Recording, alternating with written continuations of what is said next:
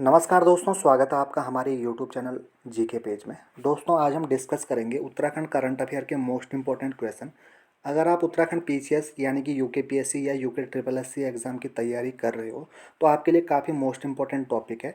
और अगर आप पीसीएस के लिए करंट अफेयर पढ़ना चाहते हो तो हमने पीसीएस के लिए एक अलग से प्लेलिस्ट बनाई है। तो आप प्लेलिस्ट में जाके करंट अफेयर की प्लेलिस्ट देख सकते हो। उसमें हमने ट्रिक से करंट अफेयर याद करवाने का एक प्रयास किया है। तो चलिए दोस्तों, स्टार्ट करते हैं हमारा आज का टॉपिक उत्तराखंड करंट अफेयर। सबसे पहला सवाल है दोस्तों, भारत का पहला कवक पार्क कहाँ स्थापित किया गया? तो आपके पास ऑप्शन है देहरादून, नैनीताल, पिथौरागढ़ और चमोली। तो इसका राइट आंसर हो जाएगा ऑप्शन सी, पिथौरागढ़। तो चलिए दोस्तों, इसके बारे में थोड़ा डिस्कस कर लेते हैं। भारत का पहला कवक यानी कि लाइकेन पार्क उत्तराखंड में पिथौरागढ़ जिले के मुनस्यारी में स्थापित किया गया। उत्तराखंड में लाइकेन की लगभग 600 से अधिक प्रजातियां पाई जाती हैं। तो देखिए दोस्तों, आपको कवक या लाइकेन दोनों में से पूछा जा सकता है। कवक की जगह लाइकेन भी पूछा जा सकता है और पिथौरागढ़ डिस्ट्रिक्ट की जगह आपको उस डिस्ट्रिक्ट के स्थान के बारे में भी पूछ सकता है कि ये कहाँ पे स्थापित किया गया है। तो आपको याद होना चाहिए कि पिथौरागढ़ में मुनस्यारी में स्थापित किया गया है। अगला सवाल देखते हैं दोस्तों, भारत का पहला परागकण या पॉलिनेटर पार्क कहाँ स्थापित किया गया? आपके पास ऑप्शन है देहरादून, नैनीताल, पिथौरागढ़ और चमोली। तो इसका राइट आंसर हो जाएगा दोस्तों नैनीताल में। अब इसके बारे में डिस्कस करेंगे। भारत का पहला पॉलिनेटर या परागकण पार्क नैनीताल जिले के हल्द्वानी में स्थापित किया गया। यह पार्क 4 एकड़ में फैला हुआ है और इस पार्क में तितलियों, मधुमक्खियों और कीटों की 40 से अधिक प्रजातियां हैं। नेक्स्ट क्वेश्चन देखेंगे, भारत का पहला वन चिकित्सा केंद्र कहाँ स्थापित किया गया? आपके पास ऑप्शन है चकराता, नैनीताल, रानीखेत और गोपेश्वर। तो दोस्तों, इसका राइट आंसर हो जाएगा रानीखेत में। अब देखिए, अल्मोड़ा जिले के रानीखेत में कालिका जंगल में देश का पहला हीलिंग सेंटर वन चिकित्सा केंद्र का उद्घाटन किया गया और यह जापानी तकनीक पर आधारित है। अब देखिए, आपसे ये भी क्वेश्चन पूछ सकता है कि रानीखेत में कौन से जंगल में स्थापित किया गया, और आपको वन चिकित्सा केंद्र की जगह क्वेश्चन में भी ये भी मिल सकता है कि देश का पहला हीलिंग सेंटर कहाँ पे स्थापित किया गया। तो ये रानीखेत में स्थापित किया गया, कालिका जंगल में। और यह किस देश की टेक्नोलॉजी पर आधारित है? ये जापानी टेक्निक पर आधारित है। नेक्स्ट देखते हैं दोस्तों, राष्ट्रीय बालिका दिवस के उपलक्ष्य में किसे एक दिन के लिए उत्तराखंड का मुख्यमंत्री बनाया गया? आपके पास ऑप्शन है वंदना कटारिया, सृष्टि गोस्वामी, अनुकीर्ति गुसाई और तुलसी गोस्वामी। तो दोस्तों, इसका राइट आंसर हो जाएगा सृष्टि गोस्वामी। तो सृष्टि गोस्वामी से जुड़े कुछ फैक्ट देखते हैं। हरिद्वार जिले की दौलतपुर गांव की निवासी सृष्टि गोस्वामी को राष्ट्रीय बालिका दिवस के उपलक्ष्य में उत्तराखंड का एक दिन का मुख्यमंत्री बनाया गया। राष्ट्रीय बालिका दिवस 24 जनवरी को मनाया जाता है। तो आपको ये याद रखना है कि सृष्टि गोस्वामी कौन से ज़िले से संबंधित है? हरिद्वार जिले से और दौलतपुर गांव से। अगला सवाल देखते हैं दोस्तों, उत्तराखंड के महिला बाल विकास विभाग का ब्रांड एम्बेसडर किसे नियुक्त किया गया है? आपके पास ऑप्शन है वंदना कटारिया, सृष्टि गोस्वामी, अनुकीर्ति गुसाई और तुलसी गोस्वामी। तो इसका राइट आंसर हो जाएगा वंदना कटारिया। वंदना कटारिया से संबंधित फैक्ट पे बात करेंगे।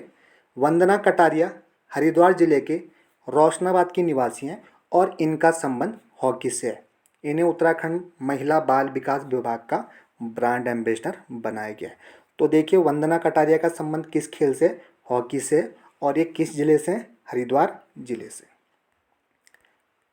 अगला सवाल देखते हैं दोस्तों, घरों की पहचान चेली का नाम योजना किस मुख्यमंत्री ने शुरू की?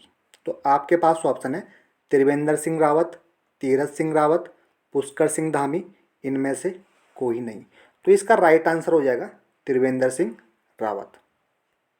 अब इस योजना के बारे में दोस्तों बात करें, घरों की पहचान चेली का नाम योजना की शुरुआत उत्तराखंड के पूर्व मुख्यमंत्री त्रिवेंद्र सिंह रावत ने नैनीताल जिले से की। काफ़ी मोस्ट इंपॉर्टेंट टॉपिक है, आपको ये याद करना होगा कि किस जिले से की। तो नैनीताल जिले से की और यह 42 करोड़ की योजना है। घरों की पहचान चेली का नाम, योजना का अर्थ बेटी का नाम घर की पहचान है। अगला सवाल देखते हैं दोस्तों, उत्तराखंड में सेल्फी विद टेम्पल अभियान किस पार्टी ने चलाया? तो आपके पास ऑप्शन है बीजेपी, कांग्रेस, आम आदमी पार्टी और इनमें से कोई नहीं। तो देखिए दोस्तों, आपसे डायरेक्ट ये भी सवाल पूछा जा सकता है कि सेल्फी विद टेम्पल योजना किस अभियान किस राज्य से संबंधित है? तो ये उत्तराखंड से संबंधित है। और किस पार्टी ने चलाया था? तो इसे चलाया था आम आदमी पार्टी ने। नेक्स्ट क्वेश्चन देखते हैं दोस्तों, उत्तराखंड लोक सेवा आयोग के नए अध्यक्ष कौन बने? तो अभी हाल ही में उत्तराखंड के लोक सेवा आयोग का आपने अध्यक्ष बताना है कि किसे बनाया गया। तो आपके पास ऑप्शन है आनंद सिंह रावत, राकेश कुमार, प्रदीप चौहान और अनुपम सिंह। तो इसका राइट आंसर हो जाएगा राकेश कुमार। अब उत्तराखंड लोक सेवा आयोग से महत्वपूर्ण जो फैक्ट है उनमें बात करेंगे। तो उत्तराखंड लोक सेवा आयोग का गठन अप्रैल 2001 में किया गया। काफ़ी बार एग्जाम में रिपीटेड क्वेश्चन है कि उत्तराखंड लोक सेवा आयोग का गठन कब किया गया? अप्रैल 2001 में। उत्तराखंड लोक सेवा आयोग हरिद्वार में स्थित है और इसके प्रथम अध्यक्ष थे NP नवानी। वर्तमान में इसके अध्यक्ष राकेश कुमार हैं और इन्होंने आनंद सिंह रावत का स्थान लिया। तो आपको ये भी याद करना है कि इनको किन के स्थान पर नियुक्त किया गया। आनंद सिंह रावत के स्थान पर राकेश कुमार को नियुक्त किया गया। अगला देखते हैं दोस्तों, हाल ही में भारत के पहले CDS बिपिन रावत का हेलीकॉप्टर दुर्घटना में निधन हो गया। वह मूल रूप से किस जिले के थे? तो आपके पास ऑप्शन है चमोली, पौड़ी, अल्मोड़ा और टिहरी। तो इसका राइट आंसर हो जाएगा दोस्तों पौड़ी गढ़वाल से।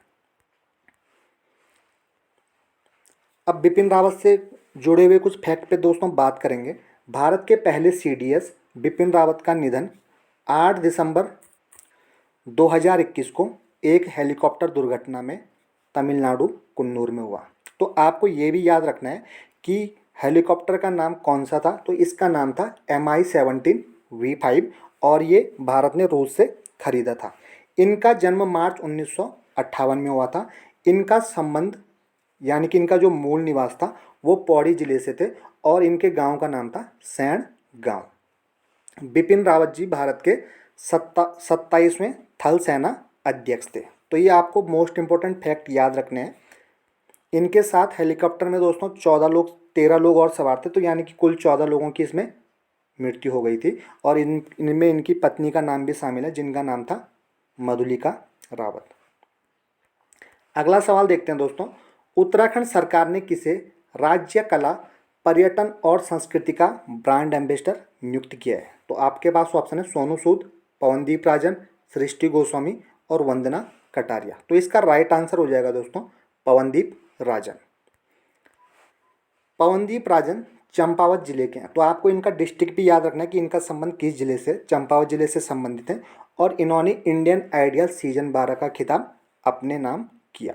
तो दोस्तों ये मोस्ट इंपॉर्टेंट क्वेश्चन थे। अगर वीडियो आपको सही लगे तो इसे लाइक और शेयर जरूर करें।